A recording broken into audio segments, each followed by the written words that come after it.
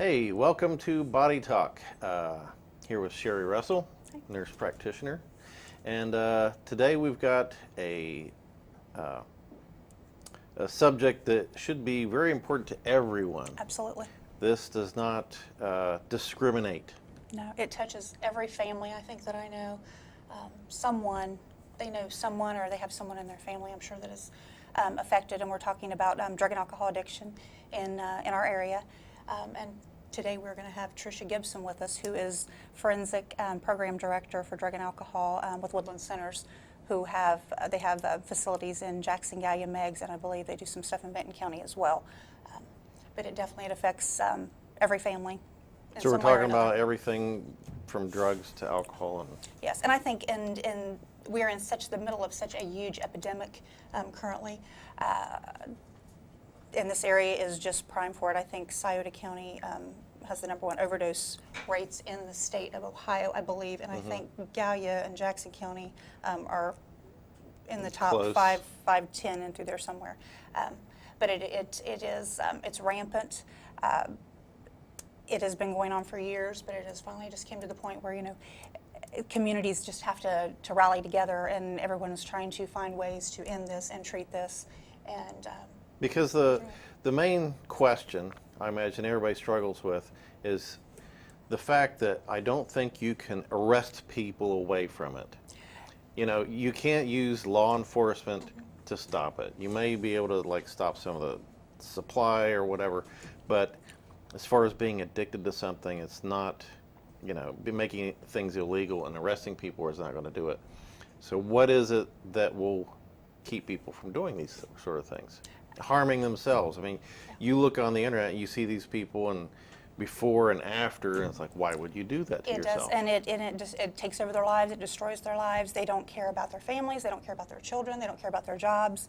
And this is a very expensive habit for people, and the money's got to come from somewhere. And therefore, we're seeing a rise in theft. I talk to people that I treat every day, and they're saying that they're spending, $100 to $200 a day on heroin. Yeah, I don't have that. Yeah, whether they're shooting it, and they don't have a better job and these than are me. people without jobs. Right. So the money's coming from somewhere.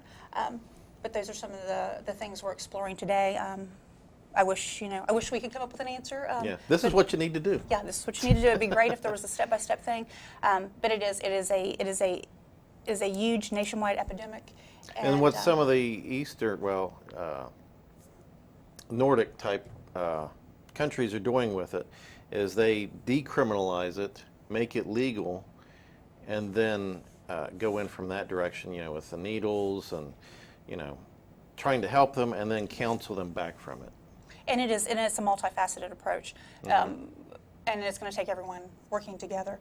It's law enforcement, they're absolutely covered up. This is, it's taking all their resources. People overdosing, and people are using all their budgets on Narcan to revive these people that are overdosed. And there's a question of how many times should you do that? Absolutely, and that's very controversial also. If it were your child laying there, absolutely, you would want somebody to use Narcan and bring them back. But then you look at how many times can this be done? Right. This is their third or fifth time. When do you have to take personal responsibility to change your life? And that is one of the things I think that we're going to cover today with Tricia. What programs are in place in the communities? What things are there for people to take advantage of? Yeah, all the resources. And are those available to people, or do they have to go through the court system or the hospital system to get it? And it just depends on what level of commitment to getting sober and clean that people have. Right. That's the first thing, is to want to get away from it. And you can't be forced away from it. No, you cannot. And I hear all the time from family members that I'm seeing their family member in the office. What can I do to make them get clean? You cannot make them get clean. If they don't want to do it, they're not going to do it. And no matter how many times you may have a parent pay for somebody to go through rehab, or they, if they don't want to do it, it's not going to happen. Right. You've got to want to do it. Right. But all we can do is let people know about what resources we have available, what's there for families, and go from there. Okay. Okay. Now give us all the answers. Yeah. No pressure, Tricia. Well, first of all, thank you guys for having me today. Thank you for coming. I appreciate the invitation. So drug addiction in our community is a huge problem. So I work mainly with inmates in Gaia, Jackson, and Meigs in the local community jails. We see, I think probably 95, almost to 100% of the time, they have addiction issues. Of course, opiates is a huge issue in our area, as it is across the nation. And I agree with Sherry, the stats, it's really bad in the Portsmouth area. But we're also seeing alcohol use. It's something you can buy in a gas It's a station. legal drug. Yeah, it's. I researched some statistics through the Ohio Department of Mental Health and Addiction Services. It's the most abused substance in our area. What do you think about, it may be a little controversial, about marijuana? Is it the gateway drug, or do you have problems with people being addicted to that, or is it just pills and heroin and that sort of thing? So obviously, as a drug addiction counselor, I have to be against marijuana. Research does find that it is the gateway drug, and I Right. found that in my practice as well. Yeah. I guess the thing about maybe doing something illegal, that's fine with me, and so that opens the door, other things are fine too? Yeah, and a lot of times people start out with marijuana, maybe as teenagers in high school or college, and then, that high isn't good enough anymore, so they start experimenting with other things. And I think that's something I've heard over and over again as well, because I see patients. I work for Woodland Centers as well, and I see them. I do the medication management, and that's what I see too. People will say, they'll say, I'm always chasing that first high, and they never get back to that first high, and it always and what you see a lot of, and as Tricia and I have worked together, I'll see the jail inmates and things for Gallia County, and what happens is they are masking whatever their underlying problem is, whether it be bipolar disorder, depression, anxiety, PTSD. They've had an abusive childhood, they've had traumas in their life, and people are self-medicating, and that's what they do. They medicate that feeling to try to get rid of that instead of dealing with it in an appropriate way with counseling and if they need medications for bipolar or depression or anxiety, whatever they need to medicate. Instead, they're using these substances, and then when you get them into treatment, you have to dig through the substance abuse to get to the underlying issue that they were self-medicating in the first place. Right. And it's very difficult digging through that once the substance addiction has occurred. Absolutely. And most of us, we know that things worthwhile take time. With people who are struggling with addiction, they want instant results, and that's why a lot of times they turn to substances. Instead of going through months of counseling, they just want to take a pill or use a needle to I deal think with their most problems. of the population is like that. I've got this hurt, I've got this problem, can I just take a pill and make it go away? Yes. Life isn't always that simple. No. No. And I think we've become a society. It's very much give me something to make me feel better now. Right. And instead of saying, we're going to start you on this medicine, but it's going to be 3 to 4 weeks before you start to see some effects. I want something that makes me feel better now. Right. I- Old people, it's like, I hurt here. It's like, well, you're old. That's a good answer. Yeah. But it does. Life is not pain-free, I'm sorry. Yes. But there's a behavioral component to addiction Right. too. Yes. There's the process of using that becomes almost, I don't know the right word, but almost like a ritual to Right. them. Well, So just that like a person becomes- with cigarettes, whenever I get up or whenever after you eat, then you got to have a cigarette. It's just one of those habits. Absolutely. So that's Okay. something that needs treated as well. Mm-hmm. There's all kinds of triggers. It could be the time of day, like you mentioned. It could be seeing a certain person. There's a ton that goes into counseling people with addiction. And there's probably people with that personality type, right? I Or don't would you say that? No, I No. don't really know. I hear people say I have an addictive type of personality. I don't know that any research or studies really back that up. What do you think about the genetic component for addictive type of behaviors? Yes, research does point to that there's a genetic component, especially with alcohol use disorder. That typically does run in families a lot of times. And what's been your experience, Tricia, that you are seeing that gets people to the point where they are ready to make that change? They're ready for to get sober, to get clean, to make the changes, to get into counseling. What kind of things are you seeing in our community? Is it like a traumatic event where somebody died and that goes, okay, that's enough? a lot of times, and like you said at the beginning, you have to want it for yourself. Family members can't make them want to start treatment. A lot of times it does take a significant crisis or a trauma. We typically say in the counseling community they've hit rock bottom. So it really takes some kind of significant event, typically, for people to say, okay, it's time to make a change. Yeah, I've talked to a few people. It's like I have to hit bottom. It's like, do you know where the bottom is? That is no fun. And you do counseling in the jail, right? Yes, It's like you would think that's the place, and sometimes that isn't either. exactly. I know for me, I like to put myself in my client's shoes, whether it be inmates or people I'm seeing on an outpatient basis. So I guess if I was in jail, to me that would be a crisis, and Yeah, I I would gotta be, do something about this there now. couldn't be anything worse than being in jail. Right. But, and that also makes it difficult for counselors because rock bottom is different for every person. That's why there is no one thing that we can tell people that's going to work. So what is your place? What do you do? Are you a counselor? Do you prescribe things, or what are your tools? Unfortunately, I'm not licensed to prescribe things. I'm a licensed professional counselor and a licensed independent chemical dependency counselor. So I'm licensed in the state of Ohio to provide cognitive, behavioral type of interventions to help people in mental health and addiction. So how long have you been working? About 5 years in the field. Okay, so of these 5 years, what's the percentage of successes? Very small. Yeah. Again, it goes back to people's willingness to commit to treatment.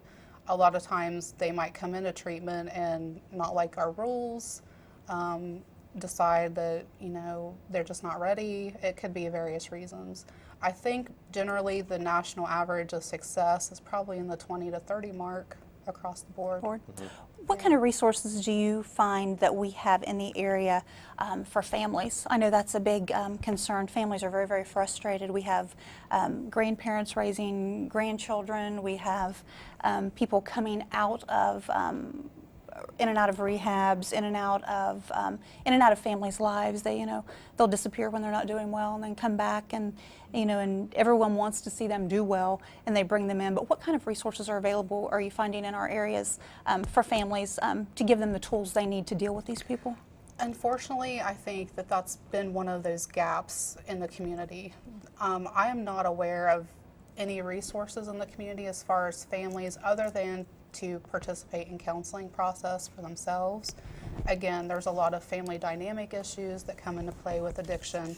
Codependency, enmeshment, enabling are all common terms that we use in addiction counseling. In Gallia County, there's the Citizens for Prevention and Recovery.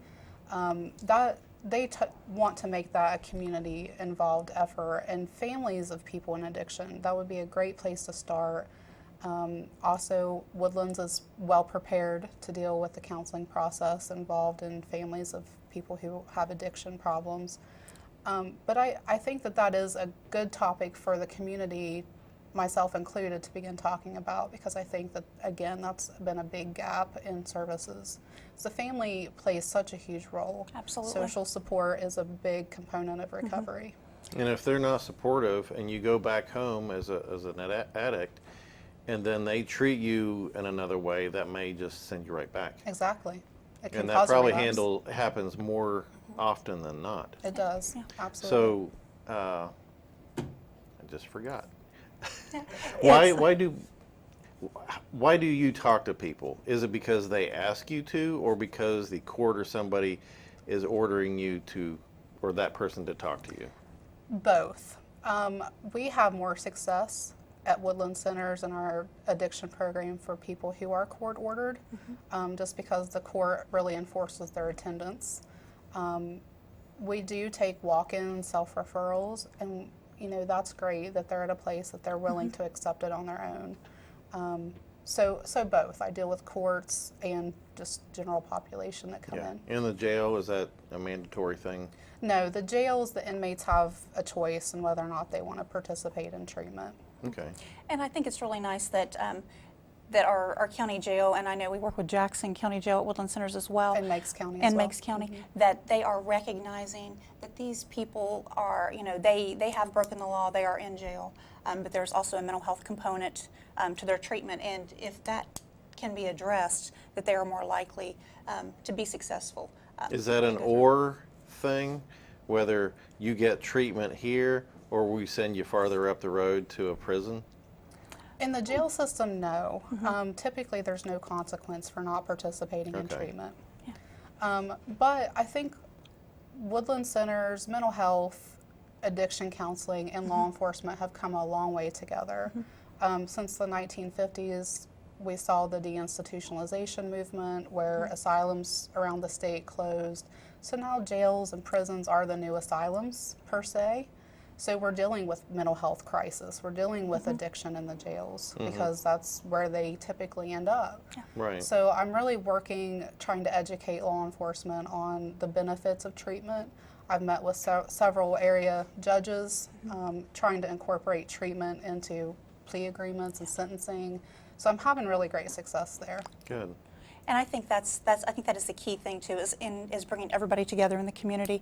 I know at Woodland Centers we do have an inpatient unit. 3 of those 13 Yes. beds are strictly reserved for opioid dependency, and that is something new. So that's a treatment option in the community.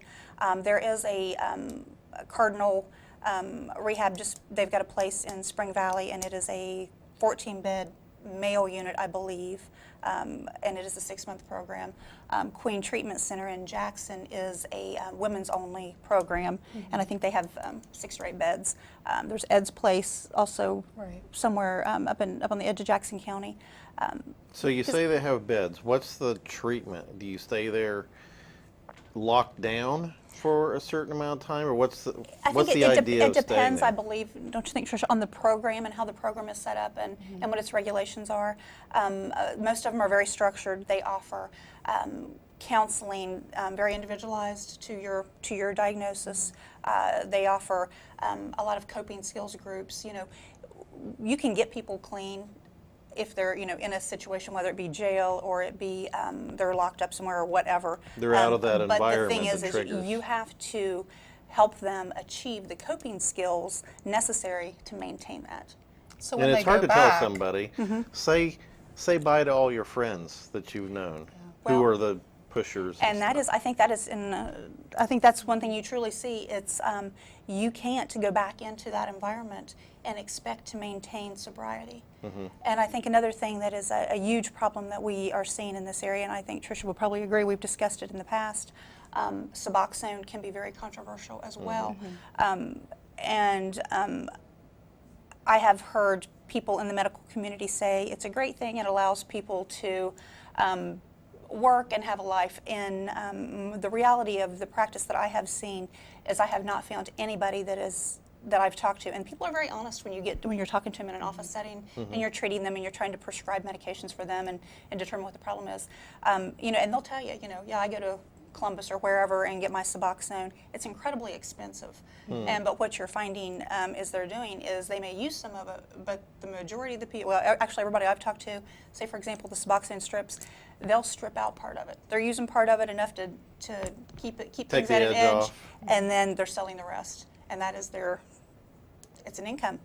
But what they're also doing is they're also abusing other drugs. And then when you get into the Suboxone and they're using other drugs, you get a combination, say it would be alcohol or benzos, the Valium, Xanax, Ativan, Klonopin, any of that, and you can very easily overdose. And then we are also seeing a huge thing with heroin, and I'm sure it's nationwide, but they're mixing it with fentanyl. And it is, and fentanyl is a very powerful medicine that you usually see used in like anesthesia or like in an OR setting, things like that. So, and I remember when the Columbus Dispatch ran an article here a while back about that, and I'm like, where in the world are these people getting fentanyl? How is where's it coming from? And apparently, it's a lot of it was coming from China, according to the article they did. They And, make the best stuff. Apparently so. I know their It's, regulations are very strict. They must on be, but it is insane because what you'll see is, and that's what you'll see a lot of times. And I know we've had it happen a couple times in this area. We've seen it happen in Huntington, and I think Cincy also Yes. here not too awful long ago.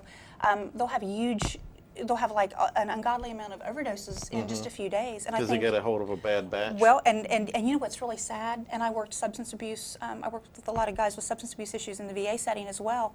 And what you're seeing is they will tell you when, and you would think if you've got a bunch of people dying from a heroin overdoses that people would stay away from it. That's not the case at all. It's like, oh wow, this is really strong stuff. Where are they getting it at? And they want to use it. I want to get as close to the edge as possible. And it just, But- but you know, that speaks to how addiction affects people's brains and their decision-making skills, and what becomes important to them, and what doesn't. Yeah, I was on the grand jury, so we saw not just one case, but we were on that for like 3 months. So we saw, I don't know, 20, 25 cases every time we went in, and like I say, 95% of the cases had to do something with drugs. Either you stole for drugs, or you're dealing drugs, you're using drugs.